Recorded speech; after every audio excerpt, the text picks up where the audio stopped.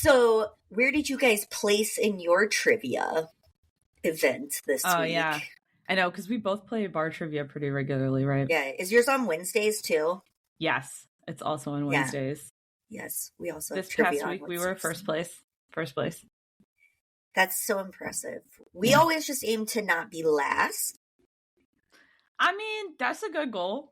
Yeah, we've come close to winning a few times, but the categories have to be very specific because none of us are really great at the music rounds.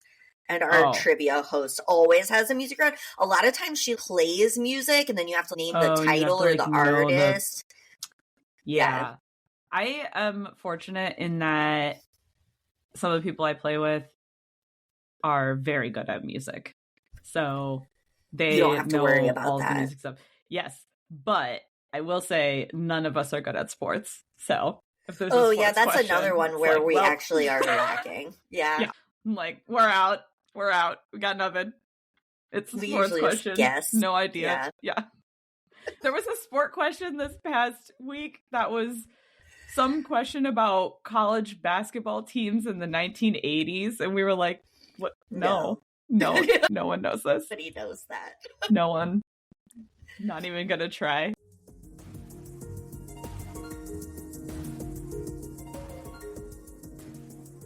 I'm Katie. And I'm Emily. We're two long-distance best friends with a passion for learning about all the things that make everyday life interesting. With my PhD in geography and my master's in library science, doing deep dives on topics is our idea of a fun time together. We'll share our findings with you on Researching the Obvious. Well, you know what movie I watched recently? The Mummy. I freaking love The Mummy. I love everything about The Mummy. I remember watching that movie so many times. We had it on VHS and I was addicted. Brendan Fraser was handsome AF. Oh, yeah, absolutely. And excellent character. Like he's like a little like rough and tumble Indiana Jones in that movie or something. Yeah, he's like, cheeky. He's cheeky. Yes, for sure. A little bit of a bad boy vibe. Yeah, but but also reliable. Oh yeah. Exactly. He didn't leave them stranded in the desert. And Rachel Weisz is a librarian, which is we have amazing. Definitely talked about The Mummy on this show. Yes. On multiple occasions. It's iconic. It's an iconic one. It's iconic. And I feel like The Mummy also kind of relates to the topic that we're going to talk about today. It does. Which is makeup. The makeup in The Mummy is amazing. Oh my gosh. I'll never forget. One of the first scenes of The Mummy is that woman who's all painted in gold. Yes, and with like all the designs on her. And I just remember being awestruck by that whole makeup look that she had going on.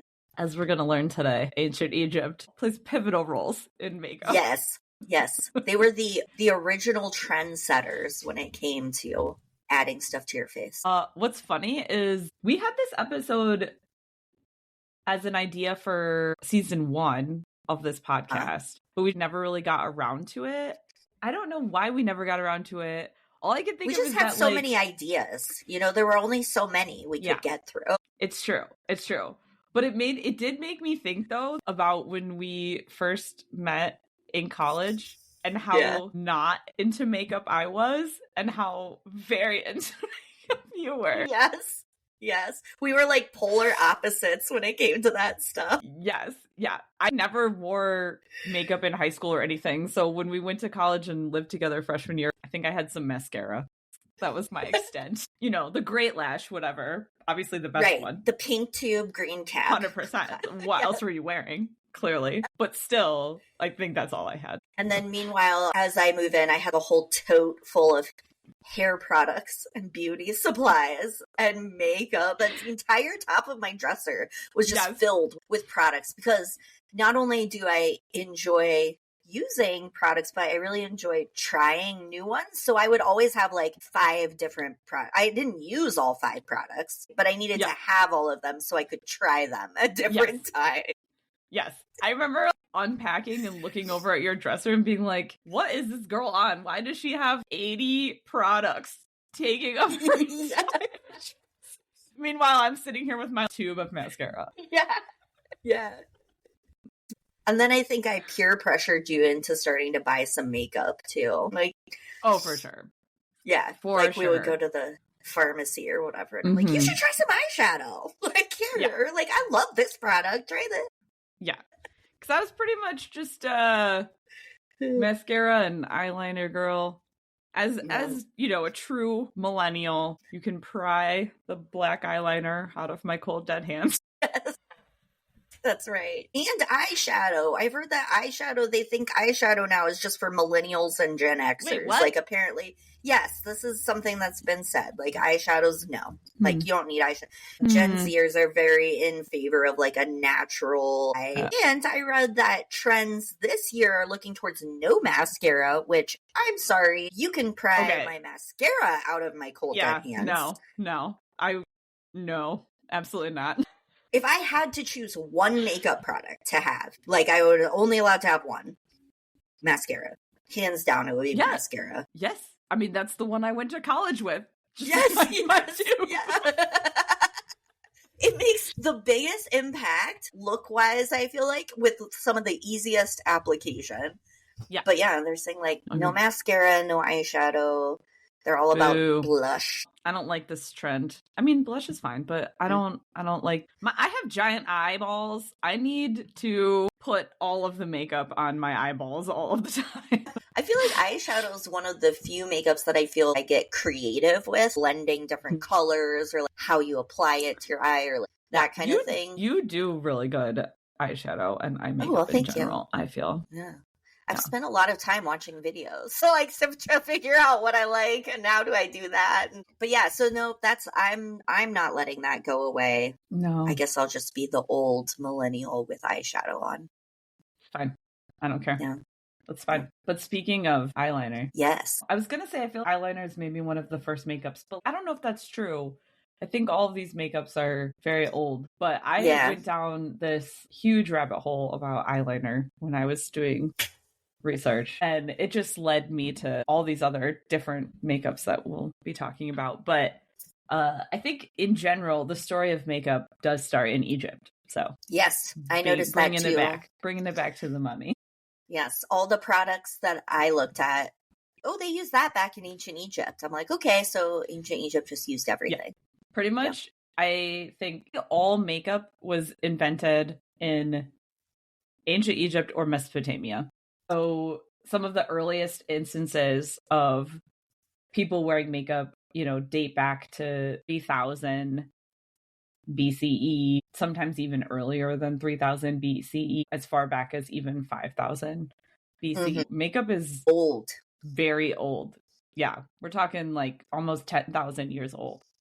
Yeah. That people have been wearing makeup and modifying their look. And what I found is that in ancient Mesopotamia and Egypt and places like India, which is also a very, very old early civilization place, a lot of the makeup was originally used for a variety of reasons, but one, practicality, because it was preventing something, or for like a cultural, like religious sort of belief system. So I'll talk about eyeliner specifically in this instance, but so eyeliner in ancient Mesopotamia and Egypt, they used a form of eyeliner called kohl. That's the Arabic word, so they would have used a different word for it. It eventually became, which is Arabic word, but they weren't speaking Arabic back then. And then in India as well, ancient India, about the same time, they were using a product called kajal, but it's all like basically the same thing. It's an eyeliner made of different ingredients depending on where you were.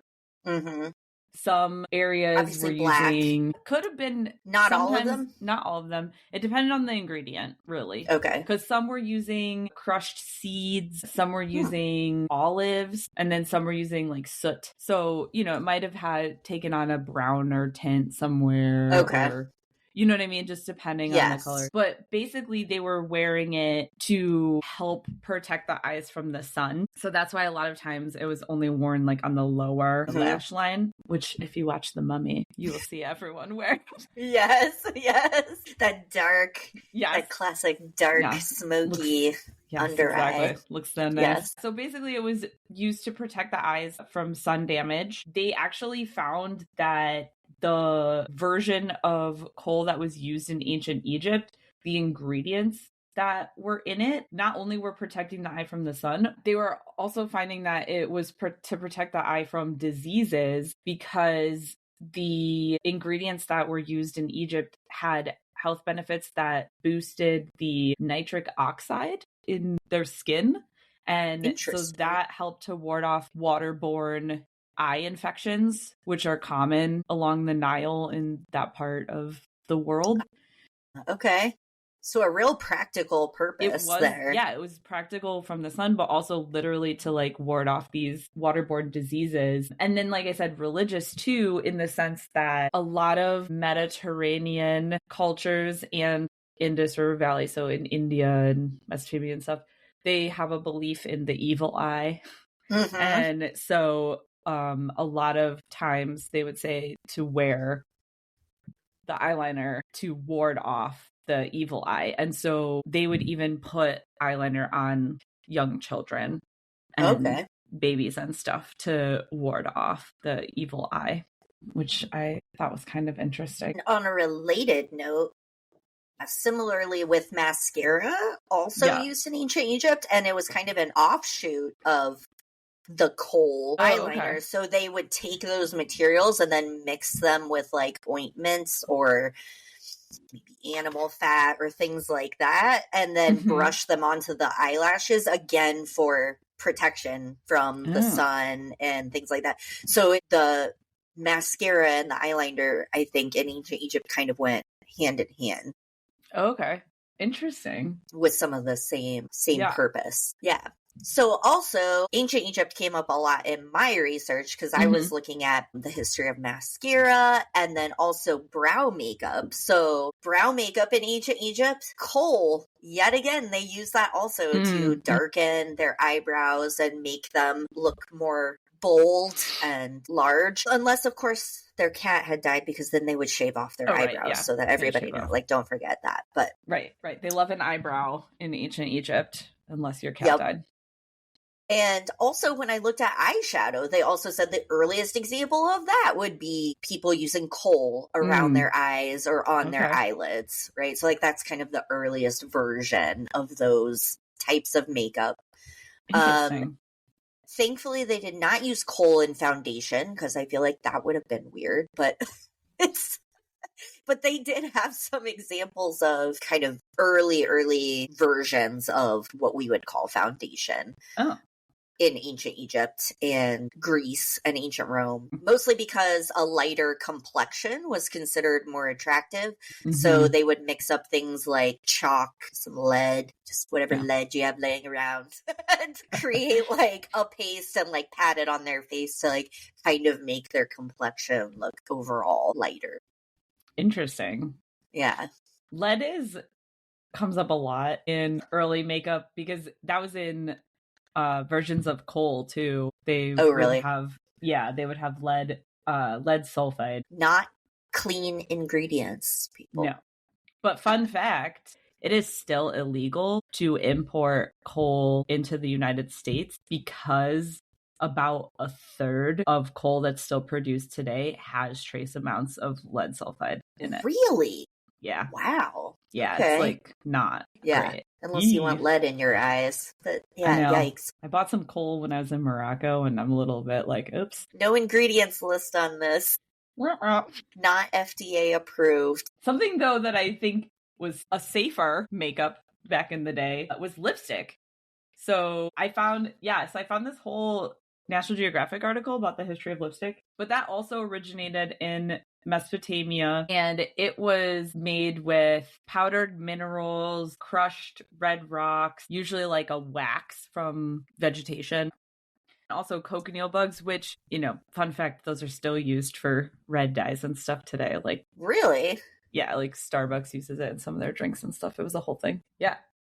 Yeah, so Starbucks stopped using cochineal in 2012. I remember it was a whole thing because just vegetarian, whatever. But right. Yeah, so they phased out bug-based dyes from their foods in 2012.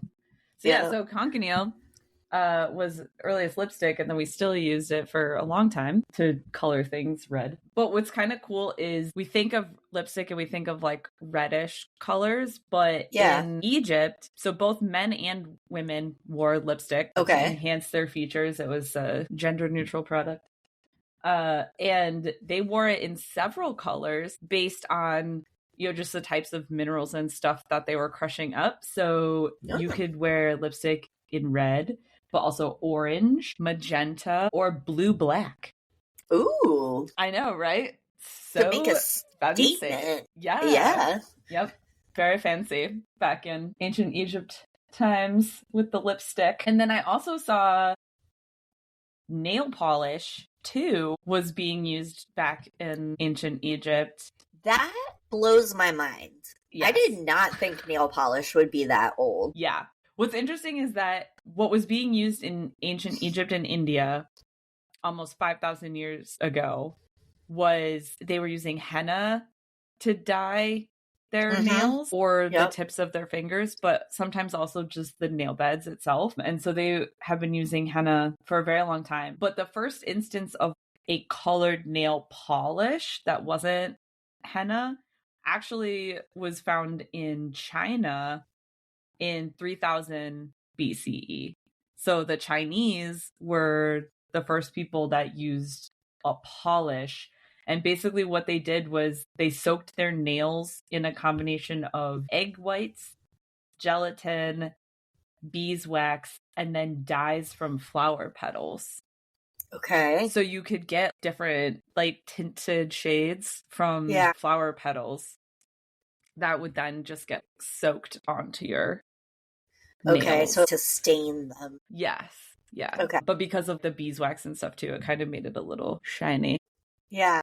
And then a lot of times their nails were also in China worn with highly decorative nail guards that were created with hammered brass sheets. And sometimes those would be inlaid with precious stones. So these were almost like the first version of a fake manicure set situation. So did they go over their whole finger or just like they glued them onto their nails? Do you know? Or did it say? I'm picturing my fingers with bugles on top, except brass bugles. Do you know what I mean? Oh, the snack bugles when you put all those when on you your put fingers. Them on 100%. It might have been like that. They described it as long colored talons.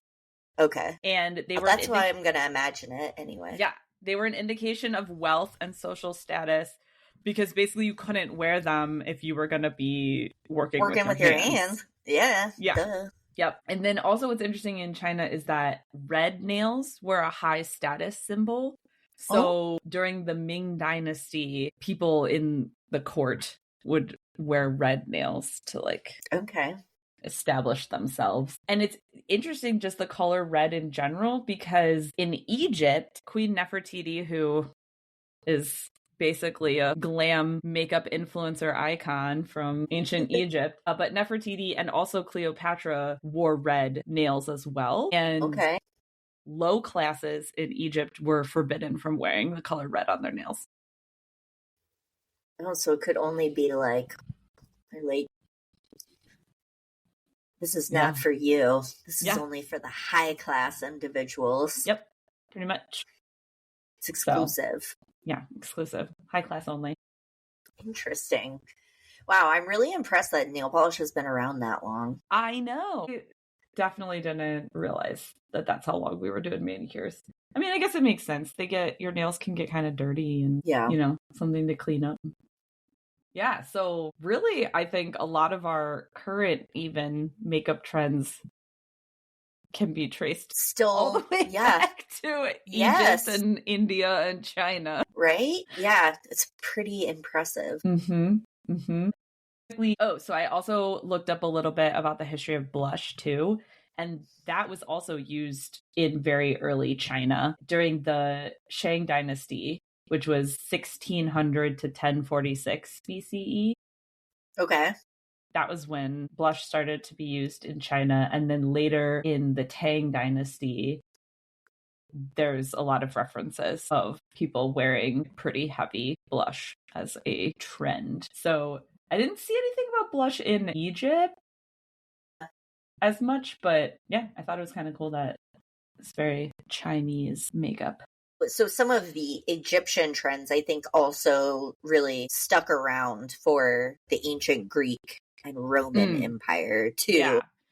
Right? Yeah. I noticed when I was looking at mascara in ancient Rome, they used a mixture of coal and burnt cork to create a mascara.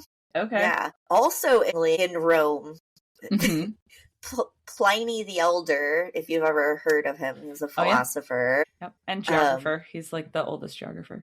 Oh, okay. Okay. So the oldest geographer. So he actually wrote that eyelashes would fall out from excessive sex. Like basically if you were having too much sex, your eyelashes would fall out. And so Roman women would make their eyelashes stand out and coat them in that like primitive mascara to show that they were chaste. Yeah. Oh my God. To show so like mascara became a symbol of purity in their culture. Whose eyelashes are just falling out? What is happening? I don't know. Okay. I don't know where that thought process came from. I know. Yeah, I mean, I think it's like one of those. It was probably like just meant to scare people into abstinence, I guess. But I guess I don't think they were really concerned with abstinence back then. Though. So Pliny the Elder was. He was worried about your eyelashes falling out. All right. I mean, okay. Yeah, and then also in ancient Greece and Rome, they favored like a lighter complexion. So they were making foundations or like face powders with chalk and lead again. And, you know, having a lighter skin tone was a sign of being wealthier because it meant you didn't like work outside. You weren't tanned from the sun. So that was definitely a trend for them as well. Interesting. And then brows, I thought the brow trends in ancient Greece and Rome were also fascinating because they actually preferred you to have a unibrow. What? And yes, unibrows were totally in and totally sexy. And if you didn't have one, you filled in the middle with like kohl or other like pigmented stuff. Shout out. Helga from Hey Arnold. She would have been so hot. And Oscar the Grouch. Wow, unibrows. And Frida Kahlo. What? Yeah. Right? Yeah, so that was there was definitely brow makeup going on back then, and the brow trend was a nice unibrow. Fascinating. I guess they weren't concerned about shaving off their eyebrow to honor their cats that passed away. No, not as much as the Egyptians. Man, that is okay. Unibrows. I wonder how ancient Romans would have thought of these like micro brow trend. They would have been like, "What is happening?" They would have hated it. Yeah, they would have been very confused by that situation. I read about lipstick in ancient Greece, so I thought this was fascinating. Is lipstick was growing in popularity in ancient Greece. It kind of came over from Egypt as like a popular thing. And there was this growth as a result of the growing trend of using lipstick of fears of deception by women for painting their lips. And so then it became this thing where they basically decided that the only people that were allowed to wear lipstick were sex workers. And not only were the only people that were allowed to wear lipstick sex workers, but sex workers had to paint their lips, because if they didn't paint their lips, they could be like jailed or fined by pretending to be a regular lady as opposed to a sex worker. What? Yes. So like, what? So they were like required as like their uniform of being a sex worker to wear lipstick. So lipstick became like the brand of. Yeah. This is like, yeah. Yep. Like, this is I my am job. a sex worker. I am wearing lipstick. Wow. Yeah. Interesting. And you know what the lipstick that they wore was made out of? What? Lead? It was made out of mulberries, seaweed. Okay. Sheep sweat. Ew. And crocodile excrement. Oh. Yep. How do you collect sheep sweat? I don't know. But also, like, we're putting just crocodile excrement on our lips. Yeah. That must have been great when you get a little kissy going. Well, I mean, maybe this is where prostitutes don't kiss. Maybe that's where that comes from. I don't know, right? Like, we're throwing it back to Pretty Woman. Pretty Woman? Yeah. No kissing, because I'm wearing crocodile excrement on my lips. Right. As per required by law. Yeah. Yeah, like, there wasn't anything better to mix in with your lipstick for that? I mean, the berry's fine. That'll stain your lips. Like, just stop there. Yeah, I don't know. It must have been, like, the good, like, texture or something, or, like... Ew. Wow. I know. Gross. Yeah. Gross.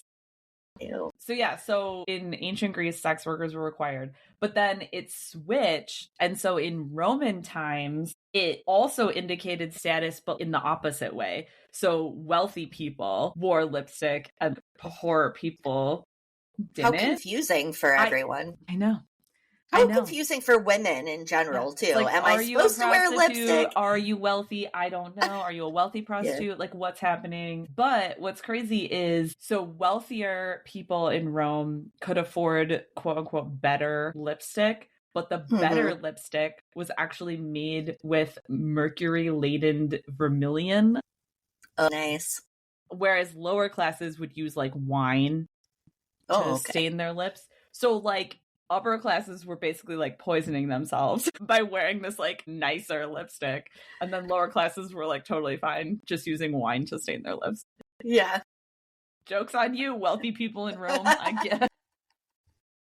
But men also wore lipstick in Rome, again, as a class distinguished thing. So if you were a wealthy man, then you wore lipstick to show that you could afford mercury.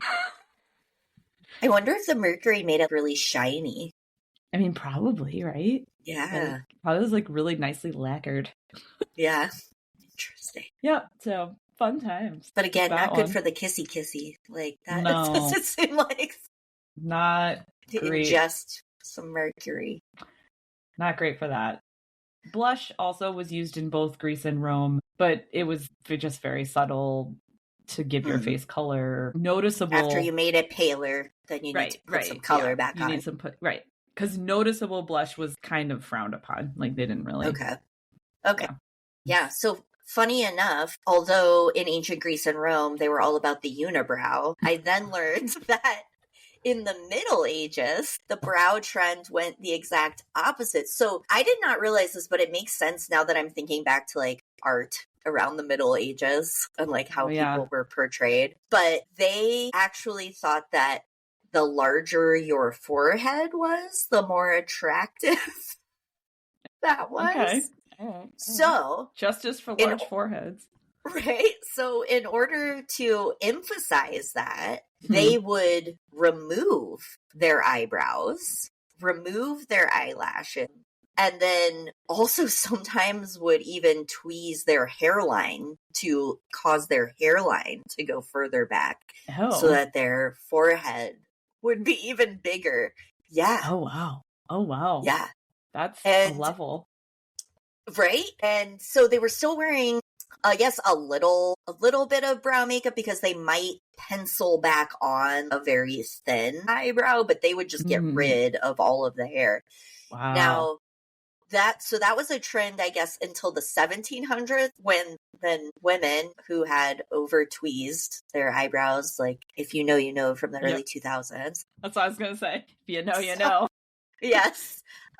They actually started making eyebrow wigs out of mouse hair. What? Yeah. Wow. So we were doing like microblading, like with mouse hair? Well, I mean, it's a wig, so it wasn't even a tattoo, but yes, a wig. A little, I guess, that they would stick onto their face. Little fluffy mouse hair eyebrows. Okay. So yeah, the Middle Ages was like a weird time for makeup, I feel like. I was gonna say, the Middle Ages, from what I read, was like, no, makeup is bad. And it basically tied into very early Christian beliefs where if you did anything to your body, then you were going against God. Okay. Right? So it's like they very much frowned upon pretty much all makeup during the Middle Ages is what I saw. From what I read, when it comes to foundation, it was still more popular to have a paler complexion in the Middle Ages. Because again, you weren't working outside. And so they were using lead-based paint mixtures on their skin still during that time. Love it. Leading to disfigurement and death. Odd. I know. Makeup's like dangerous. Well, you know that beauty is pain, isn't that the saying? Right. Like takes it to a whole nother level. And I will say too that this is a very European, Western-centric history of makeup. I tried to find more information about these Chinese trends and Japanese trends of makeup and stuff, and it was a little difficult to find, which I was a little disappointed about. But the reason I bring that up is because in the Middle East and India, they're still using kohl, eyeliner, kajal. They're still using all of these from ancient times. Still believe in the evil eye. That whole situation is still happening, still happens today in some places. In India, especially, kajal is used for enhancing eyes for dancing. And so a lot of traditional Indian dances, you're wearing a lot of eye makeup to demonstrate the eye movements and stuff so that people in the audience can see what's going on. So, but essentially when Europeans went to the Middle East during the Crusades, there's some discussion that they were reintroduced to some of these makeup trends and then brought some of those back with them. And in particular, Queen Elizabeth. So this is early Renaissance, post Middle Ages, right? 1600s. She was influenced by these makeup trends and she started wearing some types of makeup. Queen Elizabeth started wearing lipstick. She wore red lipstick, which of course made it trending because it was Queen Elizabeth. Yes. And red lipstick in particular was believed to repel evil spirits, the color red. So she started wearing that. And then, you mentioned like the pale skin trend. That was definitely still happening during that era. And so what happened with blush is that it became popular to put, like you might see in movies or something that take place in like 1600s, where they have rougey cheeks. Yeah, circular. And so the idea behind that was that if you put the blush on your cheeks, then it would further demonstrate how pale your skin was. Okay. So adding contrast, right? Yes. So if you put the dollops of blush on your cheeks, then you know how pale you actually are. So it further shows your paleness by having the blush. So that was sort of like the Renaissance era makeup trend. Okay. That I found. Thanks to Queen Elizabeth. I know.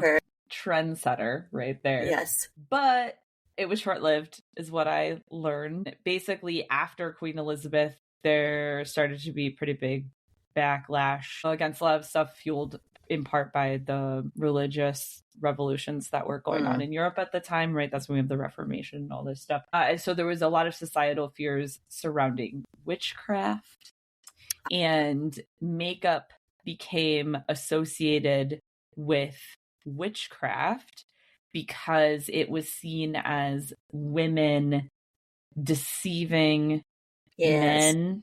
Of course.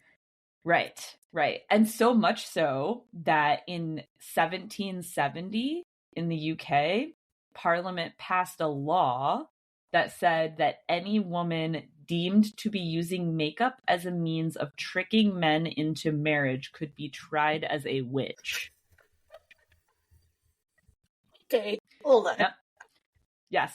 So Parliament passed legislation that made anything that altered a woman's appearance, whether it was wigs, false teeth, high-heeled shoes, or makeup, grounds for having her marriage annulled or being tried for witchcraft. Wow. Okay. Yes. Yeah. So we hate women. Well, we hate women who are making themselves look different, and men can't be held accountable for making an appropriate marriage decision if, those tricksters, those if a woman is tricking, have lured them into a marriage. Exactly. With lipstick and rouge. Lipstick and high heels. That's right. Yeah, so there were laws in the UK that were passed specifically against makeup. So you really have very little makeup happening during that time frame. So, fast forward from 1770 through Victorian era, which was basically through the 1800s, essentially makeup was associated with prostitutes. Ladies did not wear makeup. Yeah, the Victorians really hated anything that made you feel good. Yeah, pretty much. Yeah. I mean, they were too busy wearing lead-laden veils when their husbands died or whatever. Yeah. I feel like the Victorian era really was all about, let's see how we can make women unhappy. I think it's more like, let's see how we can make all of humans unhappy. Oh, yeah. I'm not seeing much of a benefit. They weren't very joyful. Yeah, they weren't. It wasn't a very time. Right? Everything's so serious. You're so serious. Yes. You can't wear makeup. You have to mourn your husband for 2 years and just go to church and lock yourself away. Yeah, you need to read books about science. That's about it. Yeah. That's all you can do.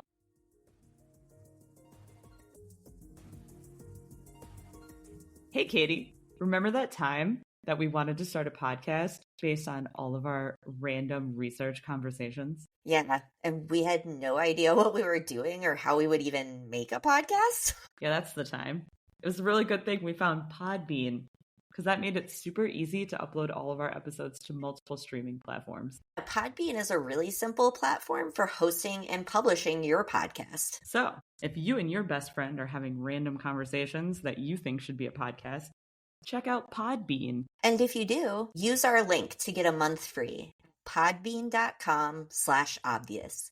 That's PODBEAN.com/obvious. And become super cool podcasters like us. World famous.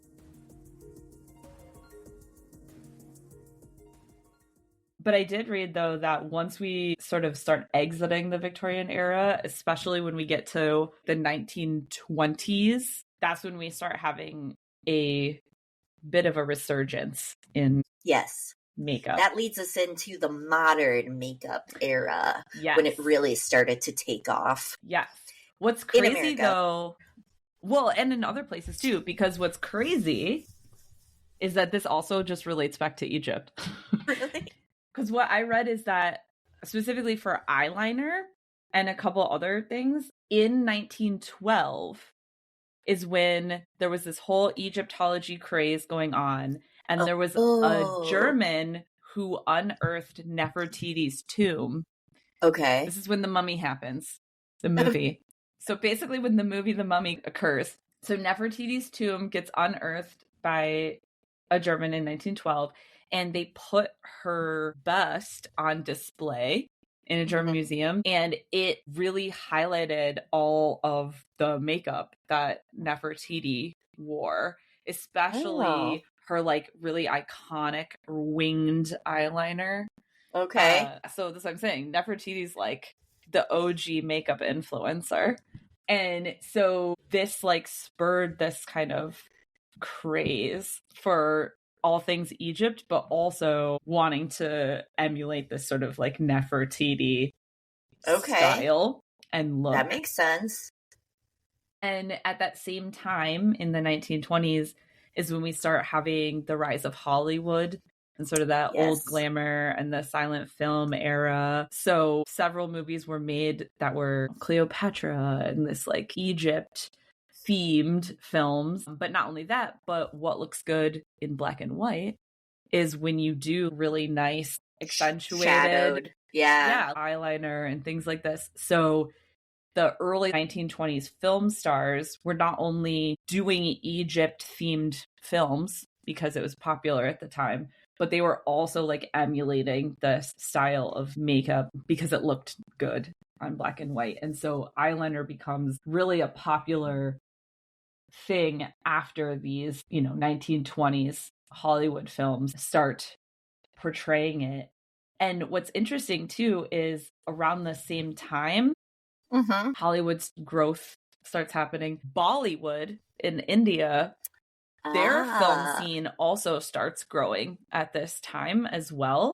Oh, okay.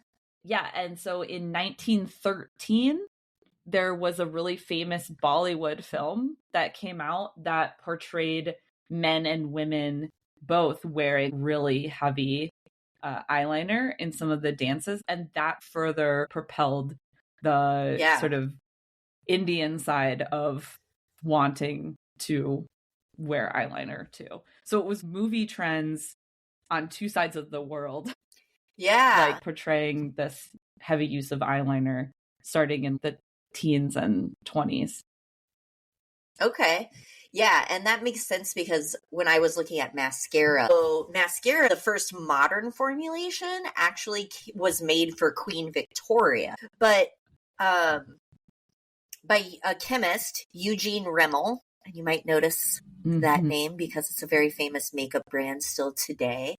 And it was basically petroleum jelly mixed with coal. So you still see the influence of coal there, but now we have refined petroleum products that are starting to emerge. And so they're starting to apply those to makeup formulations. And so in the 20th century in America, Thomas Lyle Wilson created a mascara formula for his sister, Mabel. And in 1917, so around that film time that you're talking about, when that's, spurring on the popularity of makeup again, he had a mail order cosmetics business selling his product called Lash Brow Een, is what it was called, Lash Brow Een.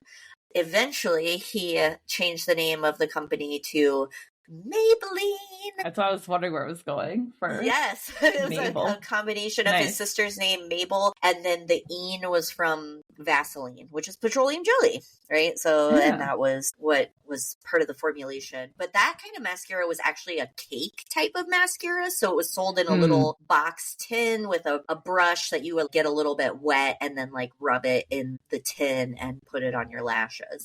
But like you pointed out, the mascara during that new era of film was important because that heavier makeup stood up under the lighting and appeared better on film. So in tandem with the eyeliner, mascara was used for the same thing. And then similarly, modern foundation really came about because of the stage and because of film. So like what people kind of consider one of the first formulations of modern foundation was grease paint. And this was invented by a German actor, Karl Boden.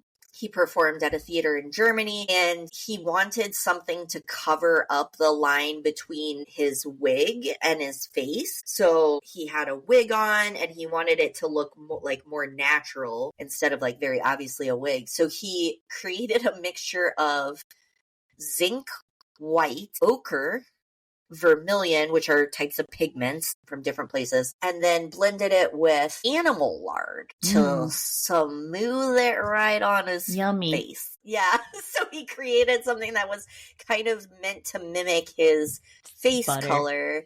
Yeah, but then like also added in the lard and then used that to cover the area like where his wig met his face. And then that really gained some traction again in the theater world and then in the film world, and eventually would lead to what we know as foundation. Interesting. And then the last thing was, I think in general, men in public and whatnot in that era, early 1900s, might have gravitated more toward a face powder, something that might look a little bit more natural. So grease paint was very much being used on the stage and in film, but it wasn't necessarily widespread as just like an everyday product. Yeah, interesting. So there's a couple different makeup trends that I found that weren't necessarily related to film though, but still kind of grew around this era.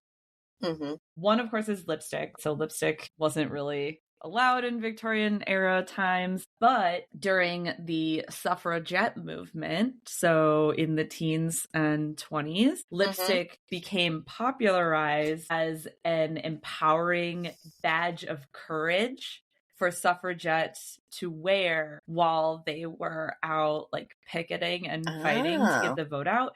So much so that they would pass out lipstick to people when they would show up for like picket lines and stuff. And so red lipstick was sort of this like fight the man situation. Put on my red lipstick to empower myself to go eat the patriarchy. Yeah, so I thought that was kind of fun facts about lipstick. And then nails. So the first nail salon in the US was Mrs. Prey's Manicure, and that was opened in 1878, actually. Pretty early on. And it was opened by Mary E. Cobb, who saw nail salons in Paris and then brought it to the US. But fun fact, she is also the person that is credited with inventing the emery board. Oh, really? Yes. Okay.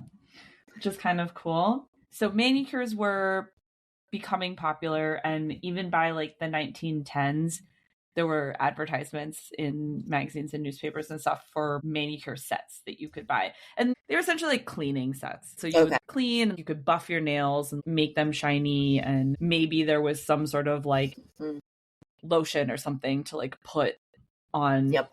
Wash off the soot from the factory or factory job. Yeah. Exactly. But the first nail polish was invented in 1925. So modern version of nail polish was invented in 1925 by Q-Tex. And it was a varnish that was based on automobile paint.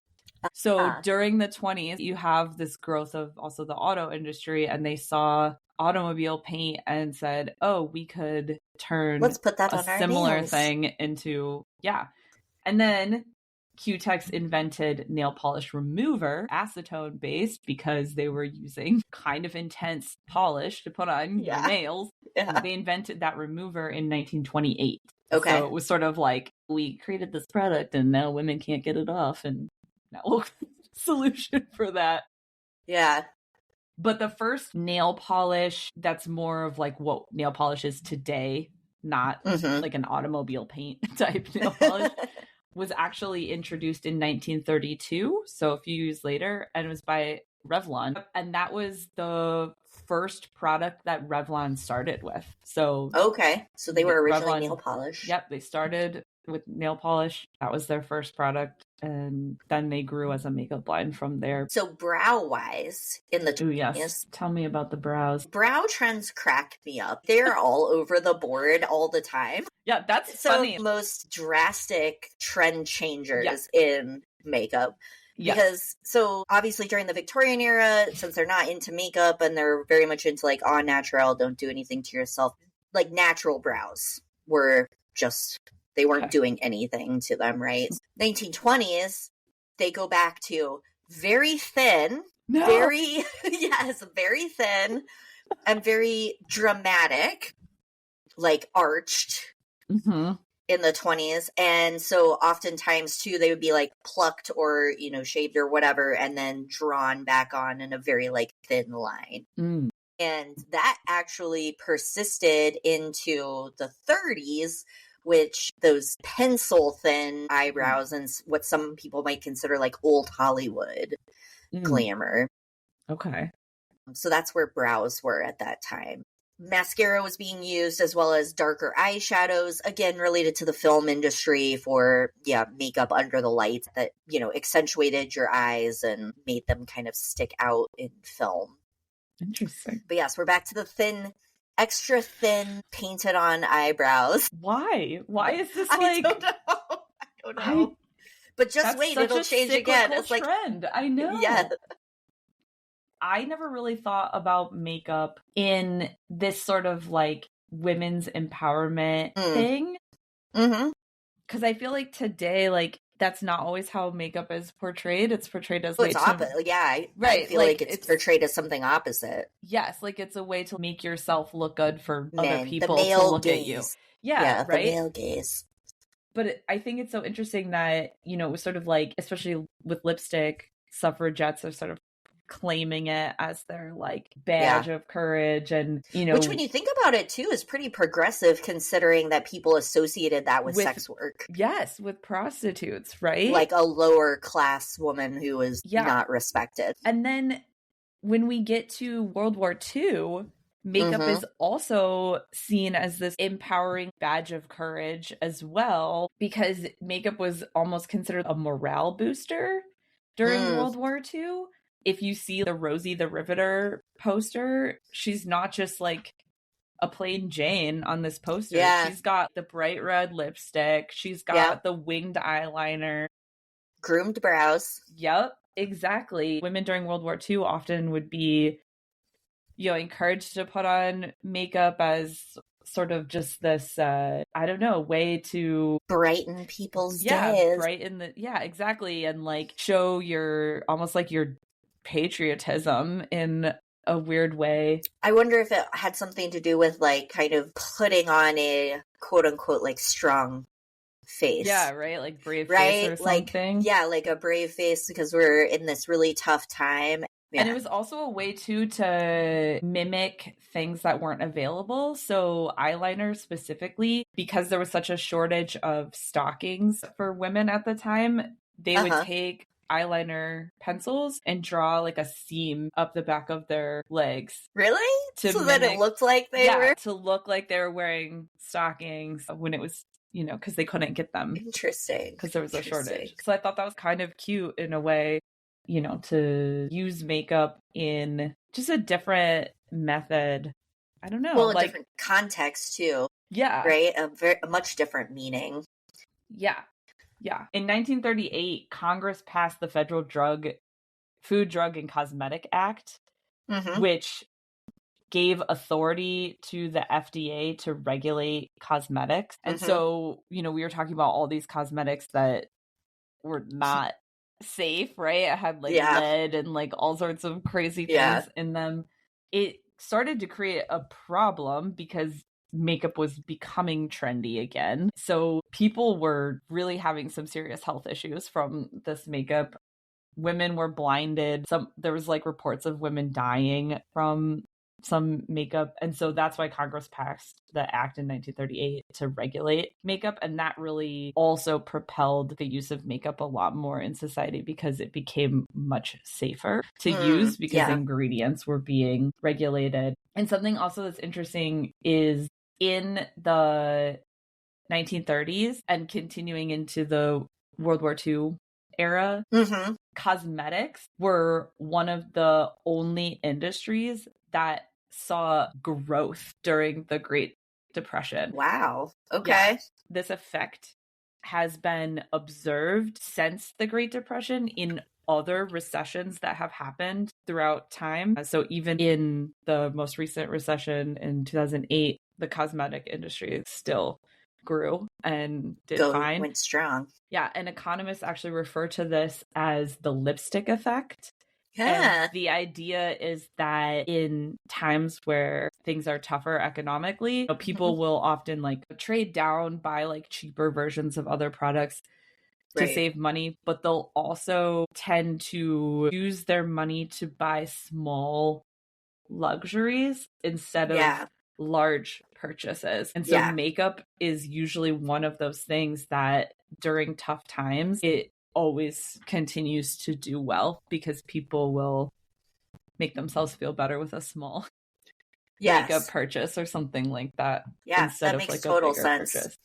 Yeah, that makes total sense to me. So during this time too, late 30s, early 40s, this is when modern foundation was launched as well. So the first kind of modern foundation that's more similar to what we wear today was invented by Max Factor, and they patented it was called pancake makeup. So again, it was like something that was in a tin. It was made with talc instead of oil like the grease paint was, or like a lard. So it was much lighter. It was considered more natural looking. And basically you could take a powder puff or a little bit of moisture and then use it on the pan-caked makeup and then pat it onto your face. And that was in 1937. So like you said, even during a time of economic strife, it was a very successful launch. They made a lot of money on it. And it was well purchased. Yeah, right. That's like with nail polish launch, like Revlon starts in the 30s, you know? So it is interesting that you see that. I guess I'll just say too that through the 30s and then even into the 40s, brows also stayed pretty thin. But in the 40s, they got more arched. So that's fun. Yay. Yeah. And also more natural eyeshadow was trendy during that time too. So browns, beiges, that kind of thing. Like crazy colors or things like that. Yeah. What is interesting is that after World War II, it feels like that's when we almost like lose a little bit of this sort of women taking ownership of makeup trend, because it was sort of seen like, oh, when men came back from the war and we shifted to the idea that women should be in the home and domesticity and all that stuff, women were almost encouraged to wear makeup to look good for men who were coming back. Yeah. And I feel like that's when you start, I don't know, almost losing this idea that makeup was for women, the brave face for women, or like the thing that women did to stand out for themselves. But then you also get, I think, after the 50s and into the 60s is when you get a little more of the alternative styles of makeup, and also like men playing with makeup, especially in the 60s and 70s with the growth of glam rock and stuff. You have men really popularizing guy liner and things like this stage that maybe makeup, weren't as popular before. So for the products that I was looking at in the 50s, I would say it's really just refinement of formulas at this point, right? Because I think they're discovering new ingredients to use, and so makeup quality is getting better, but it's still kind of based on those original foundations that we were talking about that came out of the 20s and 30s, but they're just kind of trying to improve them overall. And I do see it with brows. The thicker brows started to come back in the 1950s. So that became popular again. So brow grooming, you might put some petroleum jelly, comb through and make sure that they look nice, but you want them to be thicker, not thin. So we're back to thick eyebrows in the 50s.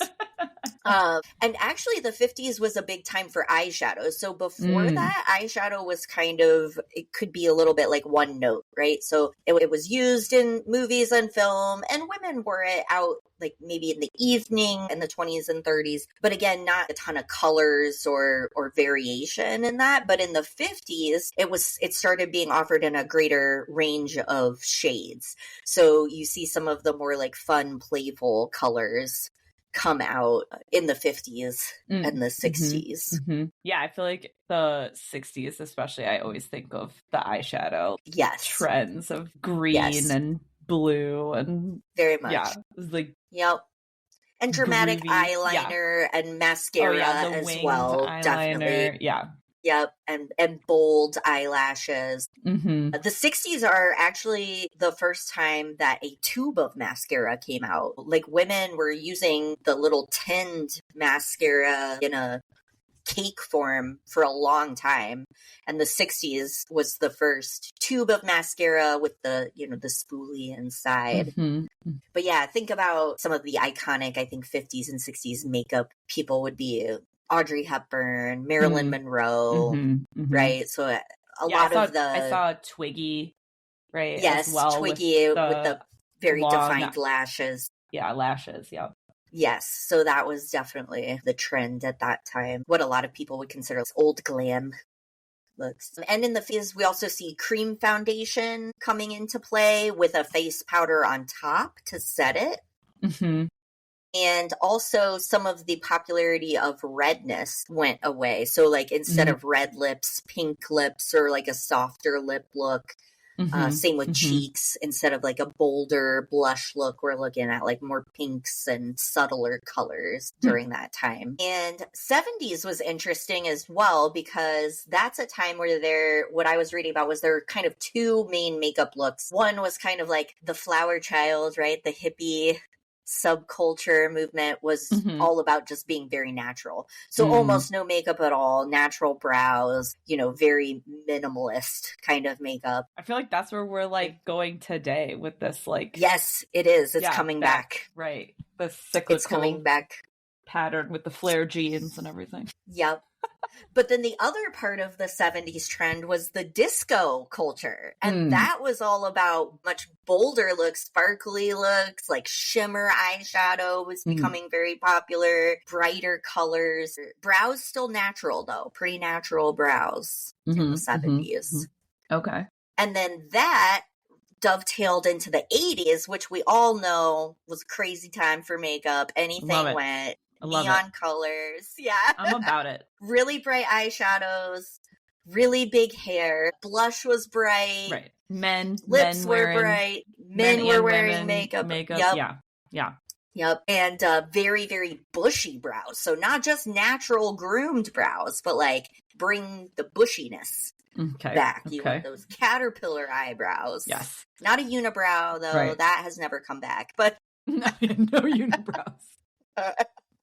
Yeah. But don't worry, because then we'll just rebound from the 80s and pluck all of our eyebrows off again. Yes, which is exactly what happened in the 90s. So yeah, what's funny is then in the 90s, there were also kind of a couple of different very iconic makeup styles. And one of them was from the grunge subculture, right? So like darker makeup, darker lips, heavy eyeliner and eyeshadow in darker colors. But then there was pencil thin eyebrows, way overplucked and then drawn back on. But then the other looks you might be familiar with are kind of the brighter, more metallic colors and shimmery kind of looks that then led into the early 2000s, which became very shiny and shimmery. Very shiny. And the Dream just Matte all over. Mousse Yes, foundation. The Dream Matte Mousse Don't foundation that was like, oh my gosh. It was like so thick. It was so thick. I don't even know. Thick. Yeah, my pores were not breathing. Like nope. And I remember just like dipping my fingers in it and just like smearing it over my face. Like not even like using a brush or sponge applicator all the time. Not. Like, oh, it was bad. It was a bad time. It was a bad time. The frosty lip gloss. Yep. Extra like reflective. Yep. And thin eyebrows obviously stayed in throughout the 2000s as well. Very Some of us are still recovering from that. Yeah. Fully lined eyes, upper and lower, and pretty heavy mascara too. So, and then it's interesting because in the 2010s, they kind of refer to that as like the age of the makeup influencer, right? So YouTube is gaining traction. I mean, I'm going to argue that the age of the makeup influencer was freaking Nefertiti. That's all I'm going to say. Like, all right. So the age of the digital influencer. Yeah, there we go. Because I don't know. If anyone's influencing makeup, I'm sorry. Nefertiti, like, from the grave, brought back makeup to become mainstream. Yeah, that's pretty impressive. That's a legacy right there. Yeah, that's a big legacy. Crazy. But yeah, I agree though that then you start getting YouTube tutorials and and like, Facebook and Instagram, all those things are making makeup trends more widespread and also I think changing more quickly. But this was definitely a time where I was trying to hop on some of these trends too. But brows had to go back to being not only full, but let's make them even bigger than what they actually are on your face. Buy yourself a brow stencil and paint on a giant brow that like goes way past your eye and is like extremely, like the lines were very Yeah, I just remember harsh. going from like 0 brows to like the biggest brow you can ever imagine. And I was like, how? Yeah. How are we doing this? Yes. We plucked all of them. Yeah. Yeah, that I'm telling you, I remember watching videos of a stencil on the person's face, and then you take like a brush with powder on it, you stencil it onto your face in the shape of an eyebrow. That's what they were doing. Mm-hmm. Pretty much. So that was really big in the 2010s. And then contouring. So in addition to foundation still being very popular and fairly heavy, people were putting on a good layer. They want it to look very like not like your skin. And then also adding in contour and highlighter to create different facial shapes, which is not really something that had been done before. Bronzer, contour, highlighter, all of those are much more recent phenomenon. Witchy deception. I right? feel like contouring is magic to me. Yes. Whenever I see videos of people doing it, I'm like, how? Yeah. Your face is totally different than what it was before. I'm so confused.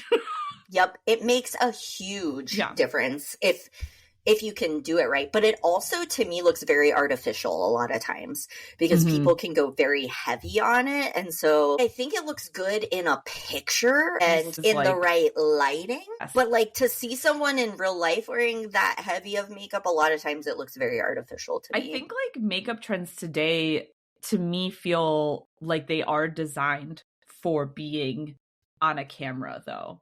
Like it's almost like we're going back to the like Hollywood influencer thing of the 20s where, you know, we're doing it for the camera and then it's becoming an off-camera trend. I almost feel like that's what's happening today with like Instagram Reels and TikTok and YouTube. It's like you're doing it for the camera and then that's therefore influencing the outside world. Yeah, I would say that's definitely a defining factor of the 2010s for makeup, for sure. Another thing that got really popular during that time is really large lips, and people would overline them. So like actually draw their lip line outside of their natural lips. Duck and then lips. yes, that's right, the duck lips. And that, I didn't realize, but it definitely spurred a bunch of people to then consider things like lip fillers. And the big lip trend has definitely stuck into present day. I feel like that's still something that's pretty trendy. I was thinking about that with eyeliner, how, that late 90s, early 2000s, I mean, what I still do today, whatever, like dark eyeliner was so trendy that people started tattooing it. Yes. Remember that? Like, and I think about that and I'm like, man, I want to meet someone today that has their eyeliner tattooed from like back in the day, right? Because like, I don't know. That was definitely a trend. I remember that. People started tattooing eyeliner on. Yep. I remember that too. Because everyone wore a lot of eyeliner. Yeah, you put it on every day. So kind of made sense. Yep. And then, like you mentioned before, I looked up some more recent trends. Not that I really care what the recent trends are, but I like to know because I'm like, maybe there's something I want to try, right? That's different. I don't need to brand myself as a millennial all the time. So, I can be hip. I can be cool. But the no makeup look is making a comeback. So people want it to be like as natural looking as possible. Or are doing full face, so foundation and blush and perhaps contour and highlight, but then leaving their eyes pretty much with nothing. Which again, seems very weird to me. I can't get on that. I need my mascara. I'm addicted to my mascara. It's a very important makeup product for me. Well, I think makeup in general, like obviously there's all these trends that have come out. But then there's also sort of these like cultural reasons too, right? You have like the religious connotations that we talked about like way back thousands of years ago. But then you have like, you know, also the like feminist sort of political statement that you're making. Yeah. And I'm just going to put a plug in for this book that I found because I thought it was interesting. It's called Eyeliner, A Cultural History. Zara Hankir, Hankir. But I thought it was interesting because she literally talks about this history of eyeliner, but also talks about how it does sort of become not only like cultural, religious, political, but like a true piece of like who you are and your identity. like her last chapter is about Amy Winehouse and her iconic eyeliner. And, you know, it becomes defining in that way, right? Like Taylor Swift and her like red lipstick too, right? Yes. Or Yep.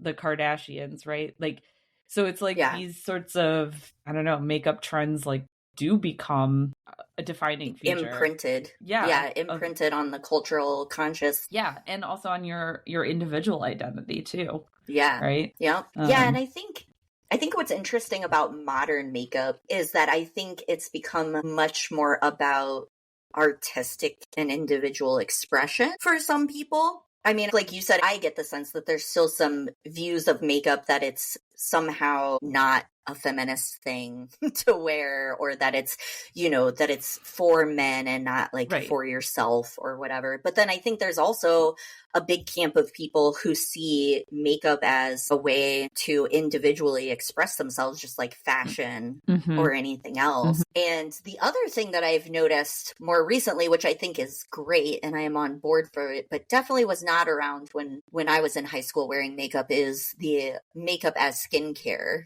trend too. So something that's becoming really popular is like foundations that also have like benefits for your skin, right? Like everything has a moisturizer in it now. Everything has a sunscreen in it now. It's all about like what benefit can you get from the makeup other than the fact that it looks a certain way. And it's almost like throwing it way back to like 3000 BC, right? Where they were literally wearing eyeliner to protect their eyes. Diseases. Yeah. Yep. And now it's like, here's how we can moisturize your face and you can wear makeup at the same time. Yeah. Or protective was why they were wearing eyeliner. Yes. So it is sort of like, this weird like full circle where functionality. Right, there is that function. Yeah. Like practical functionality. Also, while also being like an artistic expression. And I feel like this episode really, it did sort of change the way I had thought about makeup in that way. And I don't know. Well, we should have mentioned earlier, I was successful in converting you to makeup. Like, it's true. really pushed. Do wear more than eyeliner and mascara now. Yeah. I love a brow. Yep. I love a brow pencil. You know, I'm really into that lately. And yeah. But I don't know. It is interesting to think about. Well, one, how far back makeup goes just in the world. Yeah. So for a long, long time, it's something that like the way people look at themselves and want to maybe enhance or modify their look has existed forever. Yeah. Even during a time where it, you know, maybe it was frowned upon. Right. And wasn't a highly commercialized industry yet, even. People were finding ways to use makeup in that way, so to express themselves. And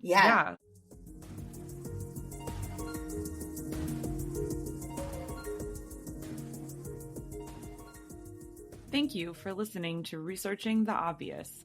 To learn more fun facts about everything that we're researching, follow us on Instagram at Researching the Obvious Pod, all one word.